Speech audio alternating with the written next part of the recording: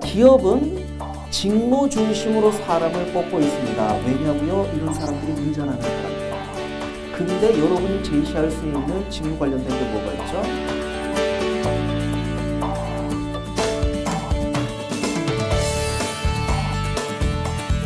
본인이 공부한 걸 직무와 연결을 잘 못 시키기 때문이에요. 그걸 여러분이 해야 여러분이 괜찮은 인재가 될 수 있습니다.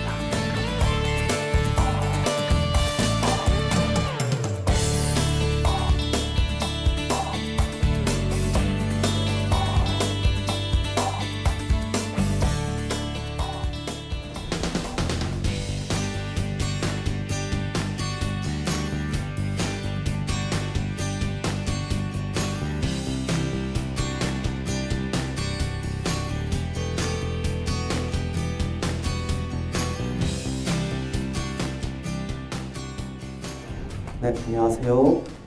1년 내내 취업 고민하는 강사 김태형입니다. 이게 왜 하냐고요? 여러분도 같이 고민했으면 좋겠어요. 그래서 여러분이 고민을 할 거리를 오늘 잔뜩 보여드릴 겁니다. 올 상반기 지원자들의 채용 결과가 이렇습니다. 평균 12.6회라고 하면 나도 딱 평균인가? 이게 중요한 건 아니에요. 실제로는 5번 이내인 사람들이 꽤 많습니다. 그 얘기는 뭡니까? 제대로 지원을 하려면은 많이 지원 못해요. 근데 50번 이상 지원하는 학생도 있어요. 와, 상반기에 50번, 하반기에 50번, 그럼 100번 아니에요. 실제로 제가 상담했던 학생 중에는 100번 떨어진 학생이 있었어요. 서류에서 99번, 한 번 필기에서 떨어지고 합해서 100번이더라고요. 이 친구가 어떤 상태인지 말씀드릴까요? 저 별 얘기 안 했거든요. 힘들죠 라고 얘기하니까 20분 동안 울더라고요.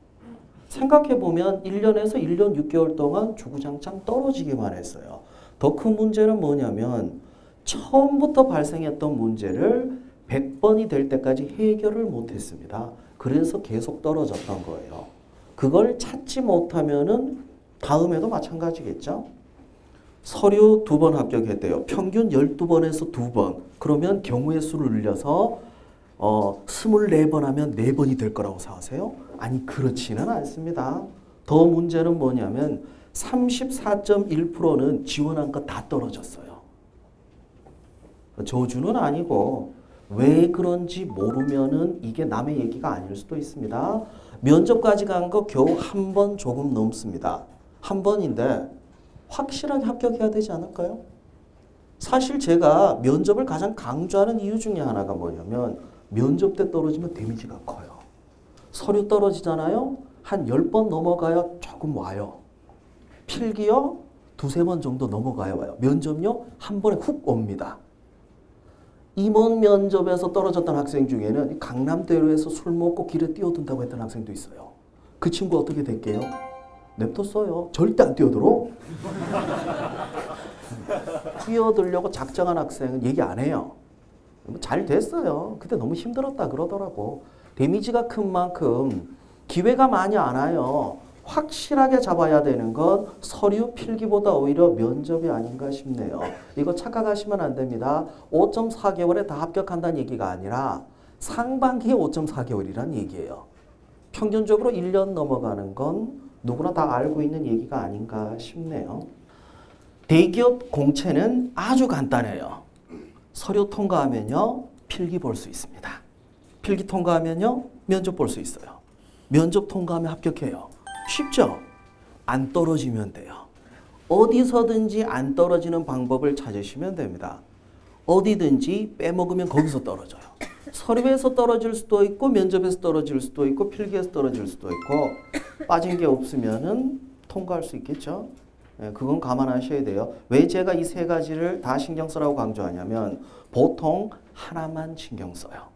필기만 신경 쓰다가 서류에서 떨어지는 경우도 있고 서류만 신경 쓰다 필기 공부 안 하는 경우도 있고 필기까지 열심히 다 준비했는데 면접 때 떨어지는 경우도 있거든요.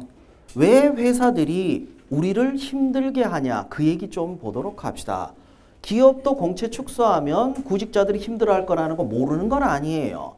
긍정적인 면도 있고 부정적인 면도 있습니다. 근데 왜 이걸 하려고 하냐? 아니에요. 기업들은 기업의 목적에 맞는 걸 합니다. 실제로 상반기 공채를 보면 10대 그룹 중에서 공채는 절반밖에 안 했어요. 반은 계열사별 공채를 하거나 아니면 수시채용으로 전환했습니다. 그리고 계열사별 수시채용이 점점 확대되고 있습니다. 여러분은 공채 시즌은 언제부터 시작된다고 생각하세요? 공채 시즌은요, 이미 시작되고 끝난 적 없어요. 왜냐하면 올해가 시작되고 나서 그 다음 뭡니까? 정기공채, 수시채용, 수시채용, 수시채용, 수시채용, 정기공채, 수시채용, 수시채용 지금도 진행되고 있어요. 다음 주에 면접 보는 친구도 있고 하반기 대비해서 지금 자소서 쓰는 학생들도 있어요. 저 이번 주말에 첨삭해야 될 자소서가 8편이에요. 근데 지난주보다 준 거예요. 자, 아까도 직무 얘기했습니다. 기업은 철저하게 직무 적합성을 평가하는 것뿐입니다. 출신 학교, 이게 여러분의 직무 능력을 입증할 수 있습니까? 아니에요. 여러분이 이걸 입증하려면 진짜 대단한 데를 나와야 돼. MIT 공학 박사 정도 돼야 돼요. 그게 아니면 힘들죠. 나이, 학점, 어학 성적 보다 중요한 건 직무 관련된 자격증과 직접적인 경험인데 이게 좀 문제가 있는 게 있어요. 왜냐하면 이공계는 자격증이 능력을 입증하는 게 가능한데 사무직의 경우에는 입증할 만한 자격증이 그리 많지는 않습니다. 찾아보니까 능력을 입증할 만한 자격증이 있긴 있어요. 변호사 자격, 회계사, 노무사, 예, 웃자고 한 얘기입니다. 그게 있는데 왜 기업에 입사를 해요? 사무실 차려야지. 실제로는 그렇게 확실한 자격증이 없어요. 그럼 뭐 경험은 대단한 게 여러분이 할 수 있는 경험 인턴 말고 특별한 거 있나요? 잘 없잖아요. 블라인드 채용입니다. 눈을 가리고 뭘 평가하려고 하냐? 쓸데없이 직무에 방해되는 걸 배제시키는 게 블라인드 채용입니다. 블라인드 채용은 직무 중심 채용이에요. 똑같은 얘기예요. 직무 중심 채용인데 아직도 거기에 맞추기 어려우니까 블라인드라고 얘기한 것뿐입니다. 별 얘기는 아니에요. 그래서 기업은 더 직무 능력을 평가할 수 있는 장치를 여러분을 위해서 준비합니다. 그게 서류 전형까지, 이제는 서류 전형에서도 보이죠. 그래서 자소서가 어려워진 거예요. 왜 자소서에서 그런 것까지 묻냐고요? 예전처럼 성장 과정, 성격의 장단점, 우리 회사 왜 지원했습니까? 이렇게 간단하게 평가하면은 제대로 직무 능력을 평가할 수 없죠. 최고의 성과를 냈던 경험을 기술하셔. 이걸 제시할 수 있는 사람이라면 역량이 있겠죠. 없는 사람이라면은 역량이 없는 게 되겠죠. 기업은 허투루 하는 게 없어요. 자소서 문항은 단 하나도 허투루 된 게 없습니다. 필기시험도 허투루 보는 건 하나도 없어요. 면접도 마찬가지고. 2019년 어떻게 될 거냐고요? 계속 이렇게 돼요. 공채는 줄어요. 수시채용으로 갑니다. 그래서 여러분들은 절대 공채만 준비할 수는 없습니다. 반드시 수시채용을 함께 준비해야 되는데 뭘 어떻게 해야 되는지 그 얘기를 좀 해보도록 할게요. 자, 다시 원점으로 제가 스펙 중심 채용이 아니라는 말씀을 드렸습니다. 분명히 직무 중심 채용이라고 얘기를 했어요. 여러분은 지금까지 준비했던 스펙을 포기할 필요는 없어요. 왜냐하면 평가하는 척도 스펙은 일부 반영을 합니다. 왜냐하면 지원자가 너무 많기 때문이에요. 직무와 관련해서 준비해야 될 거 그걸 좀 얘기해 보도록 합시다. 자, 기업은 직무 중심으로 사람을 뽑고 있습니다. 왜냐고요? 이런 사람들이 일 잘하는 사람이거든요. 근데 여러분이 제시할 수 있는 직무 관련된 게 뭐가 있죠? 이게 다잖아요. 인턴십, 관의 프로젝트 또는 직무 관련해서 여러분이 찾아본 거 이거밖에 없지. 예를 들어서 자동차 회사를 지원하려고 합니다. 여러분이 뭐 예를 들어 마케팅 쪽이에요. 대학 다니면서 마케팅 관련된 전공을 하고 이걸 바로 실현해 보고 싶어서 대학교 2학년 때 마케팅 업체를 창업했어요. 그래서 지금 3년째 운영을 웃자고 한 얘기입니다. 그런 사람이 어디 있어? 없잖아요. 이공계는 그게 가능할 것 같습니까? 요즘 대학도 창업을 강조하는데 이공계는요. 학점 따는 것도 버거워. 그것도 버거운데 무슨 창업이야. 학점 3.5 넘는 것도 버거운데 이게 현실이거든요. 자, 자소서 단계에서부터 실무진들이 투입돼서 실무진의 관점으로 여러분을 평가합니다. 그 얘기는 뭡니까? 이 사람들은 면접 때도 마찬가지예요. 철저하게 직무 능력을 평가하려고 합니다. 왜 인사 담당자들이 이걸 못하는지 아세요? 인사 쪽 관련된 일을 하시는 분들은 인사 직무만 알아요. 나머지를 몰라요. 모르는데 어떻게 평가해요? 지금은 인사 담당자들이 평가를 안 해요.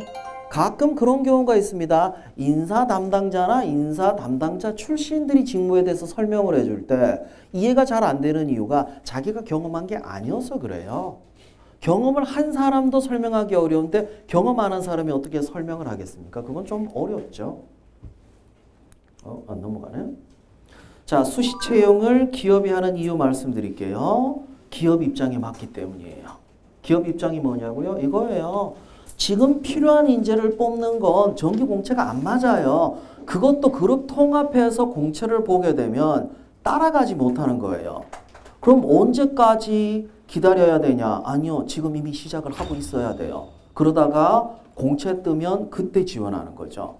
언제 뜨냐고요? 그걸 내가 어떻게 알아요? 기업마다 다른데. 핵심으로 얘기하고 싶은 게 이거예요. 미리미리 대비를 해야 된다는 얘기입니다. 그래서 서류 전형 단계부터 여러분이 뭘 해야 될지 말씀드릴게요. 사실 수시 채용이라고 얘기했지만 이건 정기 공채하고 차이가 없어요. 정기 공채가 아직 몇 달 남았다. 그래도 지금부터 시작해야 돼. 수시 채용은 언제인지 몰라요. 그래서 지금부터 뭘 해야 되냐? 자소서부터 평가가 제대로 될 수 있는 걸 써야죠. 이거 얘기입니다. 직무 역량 중심으로 제시하셔야 됩니다.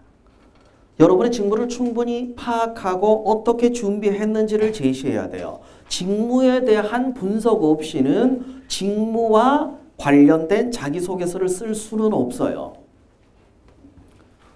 수시로의 기준이 뭘까요?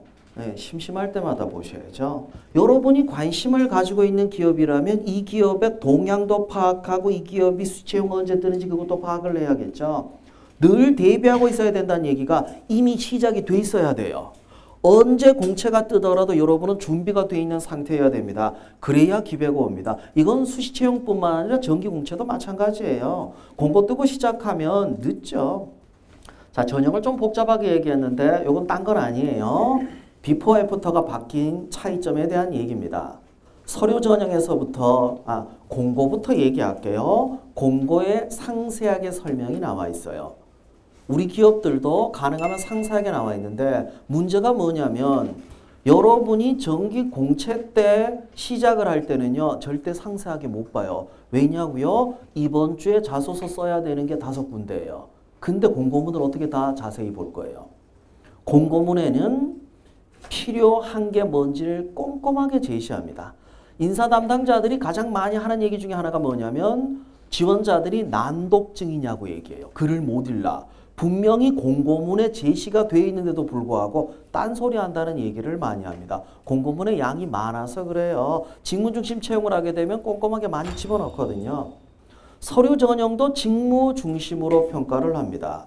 면접도 직무 역량을 평가하려고 하다 보니까 면접관들이 힘들어져요. 다양한 면접이 도입되고 더 직무 중심으로 가야 되다 보니까 면접관들도 꽤 어렵다고 합니다. 뭐 빠진 거 있지 않아요? 필기가 빠졌잖아요. 사실 필기는 제대로 된 직무 역량을 평가하는 게 한계가 있어요. 왜냐고요? 직무 적성으로 평가하는 거는 한계가 있잖아요. 지원 직무와 관련해서 전공 시험을 보는 게 차라리 낫지. 그렇지 않나요? 마케팅 관련한 필기 시험을 보면 마케팅에 대해서 아는지 모르는지 파악할 수 있죠. 논술도 파악할 수 있어요. 그런데 수리로 파악할 수 있습니까? 아니죠. 직무 적성은 최소 한도로 걸러주는 장치라고 보셔야 됩니다. 그래서 직무 중심 채용, 블라인드 채용에선 필기가 그렇게 비중이 있지는 않아요. 자, 다시 직무 얘기에서 여러분께 좀 권하고 싶은 게 있는데 여러분들이 지원하고 싶은 직무에서 가장 중요하게 강조하는 역량이에요. 이 역량을 갖추고 있습니까? 의사소통 능력 갖추고 있어요? 입증해봐요. 저 친구 많습니다. 이건 좀 아닌 것 같은데 동아리 활동할 때 의사소통 능력을 발휘해서 어떤 행사를 성공적으로 마무리했습니다. 근데 아니 그거 한 번 했다는 거지 여러분이 의사소통을 잘한다는 능력을 입증하는 건 아니잖아요. 의사소통 능력을 입증하려면 어떻게 해야 될까요? 의사소통하는 방법을 알고 있어야 됩니다. 실제로 여러분들은 입사하고 나면 의사소통하는 방법을 교육받아요. 그래서 어떤 상황에서 어떻게 해야 되는지를 배웁니다. 그 방법을 안다는 얘기는 동일한 성과를 낼 수 있다는 거예요. 그게 역량이에요. 여러분들을 평가할 때 제시하는 역량하고 여러분이 생각했던 그거하고는 좀 다를 거예요. 잘 모르겠는데 어떻게? 그럴 때 권하는 게 이겁니다. 그냥 찍으세요. 여러분에게 가장 적합한 직무가 뭐냐고요? 여러분 전공과 직접적으로 연관이 없다면은 여러분은 판단할 수 없습니다. 왜 생산관리, 품질관리 지원하는지 제가 말씀드릴까요? 지원할 데가 없으니까. 국내 영업은 왜? 지원할 데 없으니까. 마케팅은 티오가 적으니까. 그래서 지원하는 거 아닙니까? 유학 갔다 오고 해외 영업 지원한다는 얘기가 뭐예요? 유학 가서 공부했던 전공 살릴 만한 분야가 없다는 얘기기도 하죠. 이건 여러분 책망하자는 게 아니라 현실적인 얘기예요.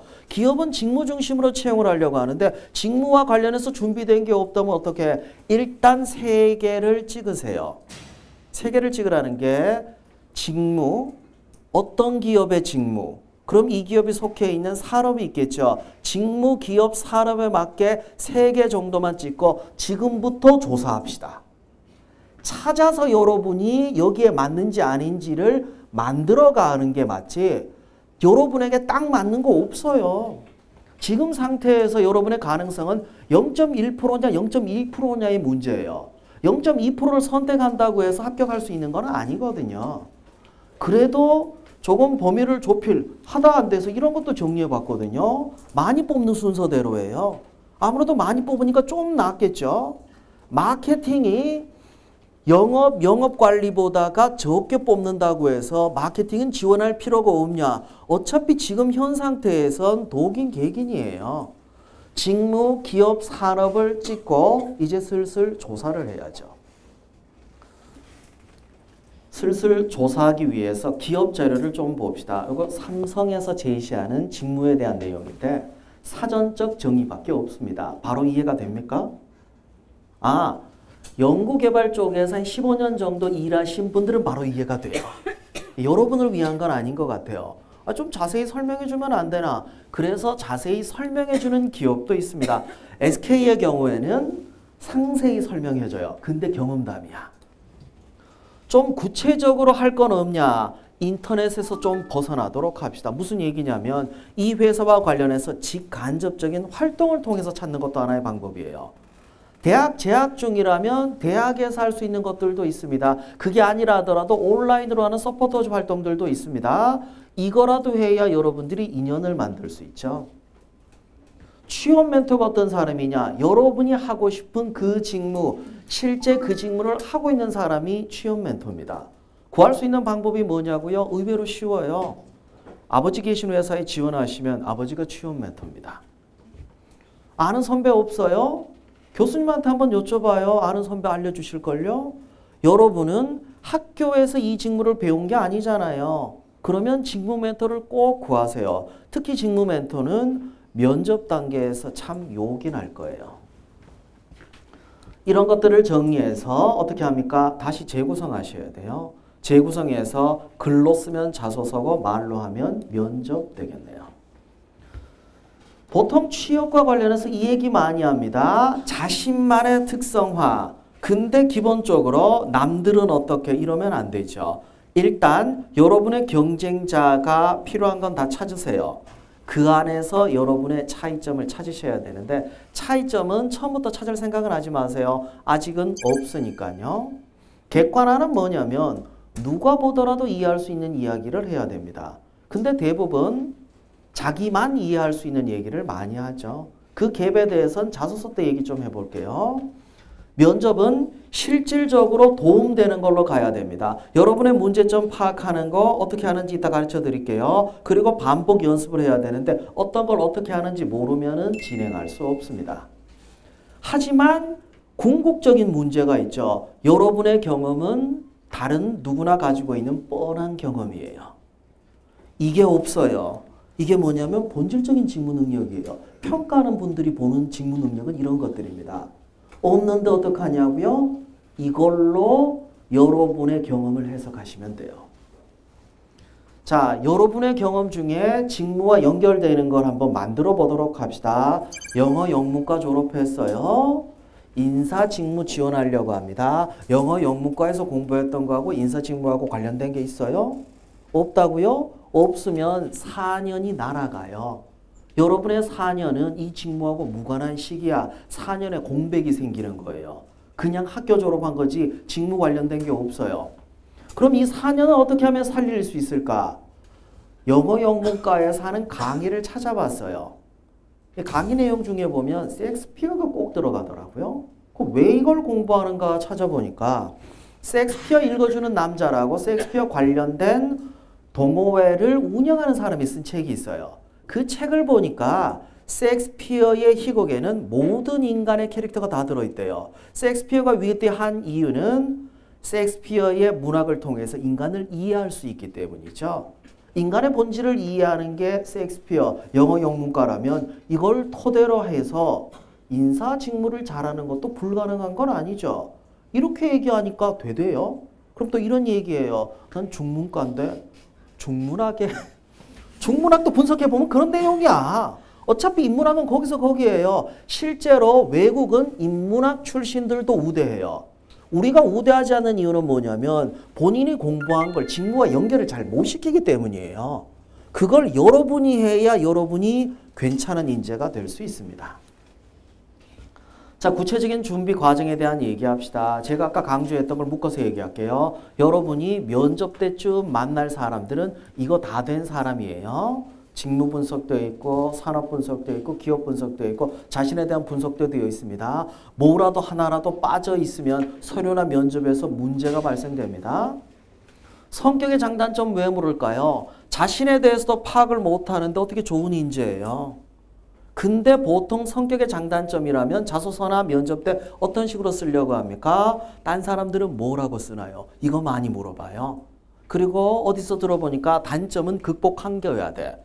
그래서 대부분 얘기하는 단점이 성격 급한 거, 열정이 과한 거. 성격 급한 게 단점입니까? 아니요, 빨리 처리할 수도 있죠. 그리고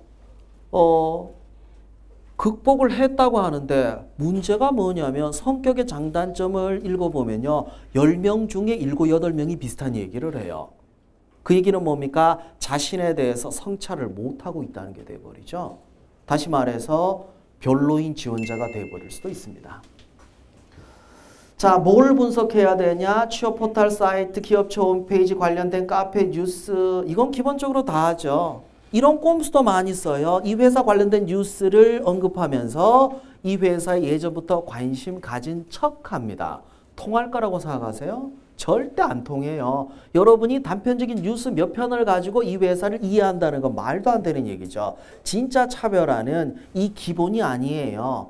기본은 당연히 해야 되는 거고 차별화는 여기서 옵니다. 남들 안 하는 거 해보세요.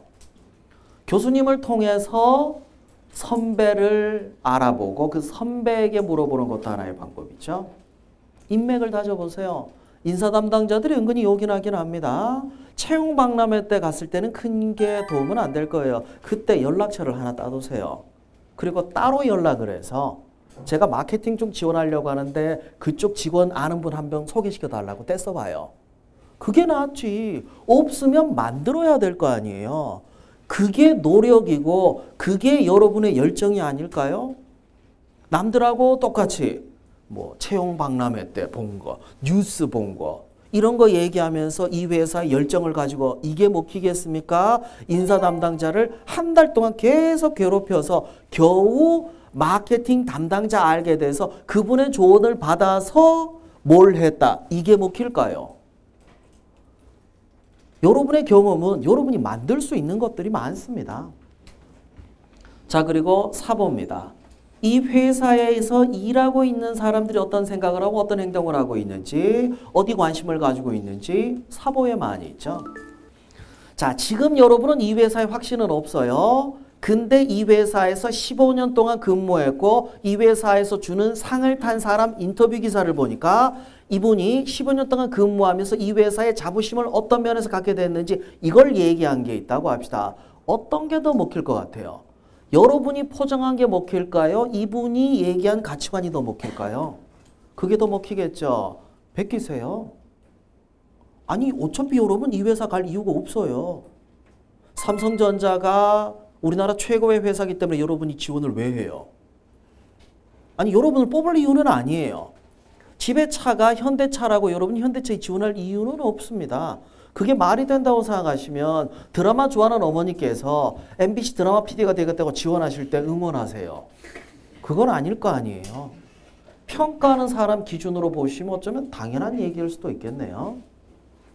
그리고 여기 있는 자료들은 기업을 객관적으로 분석한 자료들이에요. 기업체 홈페이지에 있는 내용은 기업의 홍보 목적으로 한 겁니다. 기업을 정확하게 이해하려면 기업을 분석한 자료를 보는 게 맞겠죠. 애널리스트들이 분석한 주식 관련된 자료들이에요. 여러분 어떤 사람인지 정확하게 알고 있는 사람이 있으세요? 그러려면 두 가지 전제 조건이 있습니다. 첫째, 10년 가까이 일기를 쓰면 가능해요. 둘째, 사이코패스면 가능합니다. 감정이 없기 때문에 자신을 객관적으로 볼 수 있거든요. 대부분 본인을 몰라요. 본인을 모르기 때문에 본인에 대한 이야기를 잘 못합니다. 객관적으로 접근해 보도록 합시다. 이런 검사 해본 적 있어요? MBTI 해봤죠? 별로죠? 왜 별론지 아세요? 공짜잖아. 공짜인데 좋은 거 본 적 있어요? 공짜인데 좋은 거 별로 없어요. 홀랜드 검사 개인적으로 추천합니다. 왜냐고요? 이거 비싸요. 한 10만 원 해요. 그래서 내용이 좋아. 실제로 무한도전이라고 하는 프로그램에 나왔던 게 이거예요. 멤버들도 깜짝 놀랐죠. 이렇게까지 정밀하게 분석하는지 그 놀랬던 게 홀랜드 검사예요. 그럼 이거 해봐요. 이걸 토대로 하면 여러분을 객관적으로 알 수 있을 겁니다. 제가 오늘 여러분에 대해서는 바로 이야기를 못해요. 왜냐고요? 오늘 처음 봤거든요. 여러분이 어떤 사람인지를 객관적으로 얘기해 주려면 여러분을 오랫동안 지켜봐야만 가능합니다. 그런 분들이 여러분 주변에 있죠. 가족, 친구예요. 가족, 친구에게 여러분의 성격을 한번 물어보시면 어떨까요? 제가 종종 과제로 내주는 건데 가까운 사람들에게 말로 하라고 하면 어색해서 얘기를 못하는데 글로 쓰라고 하면 객관적으로 얘기를 해줘요. 한 학생이 중학교 때부터 친했던 친구 4명에게 그런 부탁을 하니까 1인당 A4 용지를 한 장씩 보내줬어요. 그 4페이지를 저 보여줬는데 절반 이상이 욕이었어요. 와, 냉정하대. 근데 그 자료를 보니까 이 친구가 정확하게 보이는 거예요. 이걸 토대로 작성을 하니까 괜찮더라고요. 여러분도 한번 활용해 보세요. 물론 상처를 좀 받을 수도 있습니다. 자서전 쓸 시간은 없어요. 그러면 어떻게 하냐? 여러분이 기억나는 굵직굵직한 것들 있죠. 굵직굵직한 사건을 시간 순서대로 쭉 한번 정리해 보세요. 이게 연대기예요. 그러면 여러분의 삶의 방향이 조금 보일 수도 있습니다. 그렇게 정리를 해서 뭘 하냐? 이렇게 정리한 거를 토대로 해서 재구성할 때는 여러분 이야기로 만들어야 돼요. 여러분이 리더가 아니어도 여러분 이야기여야 돼. 그것도 리더가 따로 있는데 그 사람이 얘기하는 게 아니라 여러분 얘기잖아요. 여러분이 리더십을 발휘한 이야기를 해야지 여러분이 속한 조직의 리더가 리더십 발휘한 이야기는 필요가 없어요. 그리고 직무를 중심으로 제시하세요. 사담하지 마세요. 동아리 활동을 하면서 참 성취감을 느꼈고 보람찼고 이게 역량입니까? 감정입니까? 감정이에요. 여러분이 느끼는 건 의미 없거든요. 철저하게 직무 역량을 어필하는 쪽으로 가야 됩니다. 최신 자료는 언제까지 업데이트된 자료일까요? 네, 면접 전날까지예요. 이런 자료 혹시 구해보셨어요? 제가 한번 찾아봤거든요. 딱 좋은 자료가 있긴 있어. 갓 만들었을 때. 근데 대부분의 자료가 몇 달 지나요. 한계가 있습니다. 취업 포털 사이트에는 공짜 자료도 많습니다. 근데 이 자료가 만들어진 기준을 보세요. 대부분 오래전이에요. 그리고 매년 조금씩 업데이트 됩니다. 진짜 최신 자료가 있을까요? 혹시라도 그 기업의 채용과 관련해서 이건 뭐 가정을 한 건데 진짜 있는지는 모르겠어요. 한 100만 원짜리 자료 있으면 그건 돈 주고 사셔도 돼요.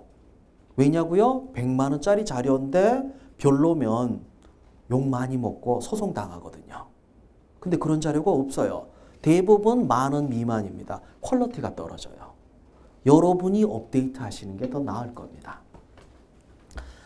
자, 각종 취업 포털 사이트 쭉 묶어봤는데 이거 뭐 찾을 필요는 없어요. 인터넷으로 검색하면 다 나오는 사이트인데 이 중에 최고의 사이트가 뭘까요? 여기는 해커스입니다. 네, 거기는 아니에요. 전부 다예요.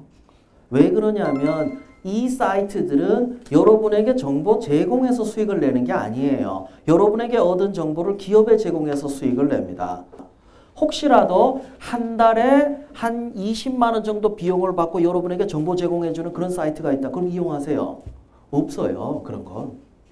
그런 사이트가 존재하지 않기 때문에 여러분이 다 찾아보셔야 됩니다. 대부분 회원 가입하고 메일링할 때 선택을 하면 여러분에게 메일링 서비스나 문자 서비스가 와요.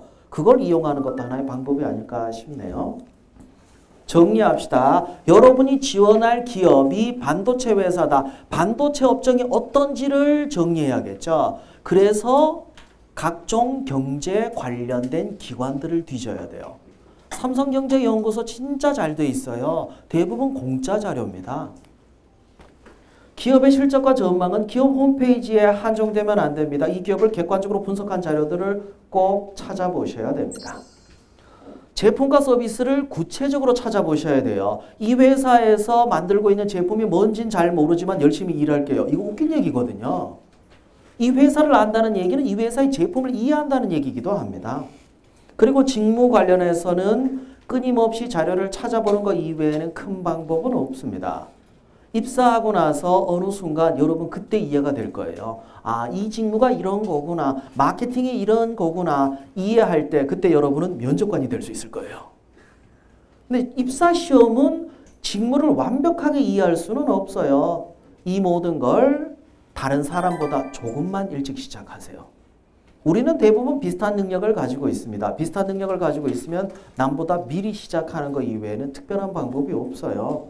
남보다 비슷하게 시작했으면 남보다 좀 더 하는 수밖에 없죠. 남보다 늦게 시작했는데 성공하는 방법은 뭘까요? 잠을 안 자는 것밖에 없겠죠. 똑같아요. 노력의 총량으로 해결하려고 생각을 하셔야 됩니다. 요건 좀 몇 개 팁인데 삼성경제연구소 세리에는 전문 매거진 S라고 하는 코너가 있어요. 이 코너에 들어가시면 실제 현직에서 일하고 계신 분들이 보는 이런 잡지들이 있습니다. 이게 진짜 직무와 관련된 거예요. 직무와 관련해서 분석한 자료는 한계가 있지만 실제 그 직무 쪽 일을 하는 사람들이 보는 자료, 이 자료들이 진짜 필요해요. 이런 자료 중에는 온라인에 없는 것도 꽤 많습니다. 자동차가 취미인 사람이 보는 잡지 말고 자동차 업계 일하는 사람들이 필수적으로 보는 잡지들이 있긴 있어요. 근데 이건 온라인에도 없어. 어디 있는지 말씀드릴까요? 저기 강남교보에도 있습니다. 강남교보에 가보시면 모든 대형 서점에는 잡지 코너가 있어요. 잡지 코너에 갔을 때 사람들 많은 데는 대부분 취미용 잡지입니다. 그건 여러분에게 별 도움 안 됩니다. 진짜 여러분에게 도움되는 전문 잡지는요. 구석에 있어요. 사람이 별로 없어요. 비싸요. 많이 비싸요? 아니 생각을 해보세요. 여러분이 입사하고 받을 연봉에 비교해보면 얘가 비싼 게 아니에요. 전 20, 30만 원 하더라도 돈 주고 살 것 같아요. 그 정도는 투자할 필요가 있지 않을까요? 자, 경제 잡지 중에 온라인에서 공짜로 볼 수 있는 것 중에 하나예요. 더스쿠프라고 해서. 이 자료에는 단편적인 이 회사 관련된 뉴스가 있는 게 아니라 업계 현황이 나와 있어요. 환경 비즈니스라고 하는 경제 잡지에도 업계 현황들이 분석이 되어 있습니다. 이 정도 수준을 보게 되면 어떻게 되냐면요. 여러분을 평가하는 사람하고 대등하게 얘기할 수 있어요. 여러분이 취업 포털 사이트에서 보는 정보를 가지고 그분들하고 절대 대등한 얘기를 못해요. 그분들은 이 회사가 어떤 제품 만들고 있냐 이걸 확인하면서 끝나는 게 아니라 이 회사가 지금 겪고 있는 문제가 뭔지를 묻고 싶어요. 이 문제에 대한 해법을 묻고 싶습니다. 그걸 여러분이 스스로 제시하기 어려우니까 이런 걸 통해서 찾아보자는 얘기예요. 최근에 면접과 관련해서 가장 많이 언급되고 있는 키워드가 제시되어 있는 잡지는 아니고 이거 실제로 출간된 자료이기는 한데 PDF 파일로 돌아다니니까 블라인드 채용 가이드북이라고 한번 검색해 보세요. 이 자료가 필요한 이유는 우리나라 고용정책을 책임지는 고용노동부, 그리고 공기업 NCS 전형을 관할하고 있는 산인공, 그리고 사기업들이 가장 많이 가입하고 있는 단체기도 하죠. 대한상공회의소가 함께 만들었어요. 그 얘기는 뭡니까? 모든 기업의 채용에 영향을 끼친다는 거예요.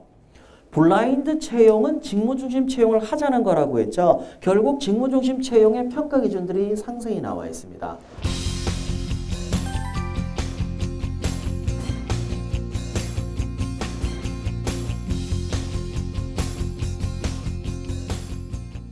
제 강의는 여기서 마무리 짓도록 하겠습니다.